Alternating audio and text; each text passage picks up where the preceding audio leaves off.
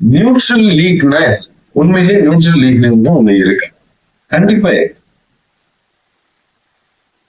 எந்த ஒரு எக்யூப்மெண்ட் ஃபேஸ்ல ஸ்டார்ட் ஆகி நியூட்ரல்ல போய் க்ளோஸ், சர்க்கியூட் க்ளோஸ் ஆகுது அப்படின்னாலே ஃபேஸ்ல ஆரம்பிச்சு நியூட்ரல்ல போய் க்ளோஸ் ஆகணும். ஃபேஸ்ல எவ்வளவு ஆம்பியர் கரண்ட் போகுதோ நியூட்ரல்லையும் அவ்வளவு ஆம்பியர் கரண்ட் போகும். நம்ம எதனால நியூட்ரல்ல ஃபியூஸ் போடக்கூடாது அப்படின்னு சொன்னோம்?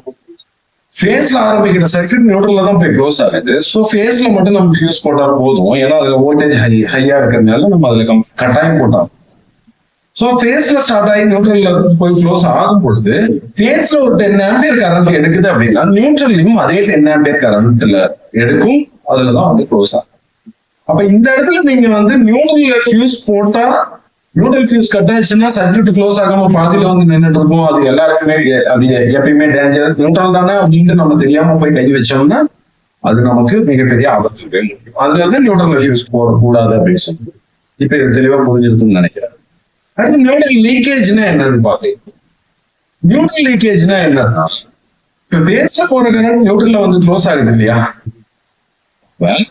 நியூட்ரல் வயர் சரியான வயரை சூஸ் பண்ணாம விட்டிருந்தாலோ அல்லது ஏற்கனவே பண்ணிருக்கிற ஒயரிங்ல ஓவர்லோடு பண்ணியிருந்தாலும், ஓவர்லோடுன்னு நான் எதை சொல்றேன்னா, ஏற்கனவே ஒரு 5 ஆம்பியருக்கு உண்டான வயரிங் பண்ணிருப்பாங்க, அதுல போய் 15 ஆம்பியர் பிளக்க போட்டு நம்ம ஓவர்லோட் பண்ணிட்டு இருக்கோம்.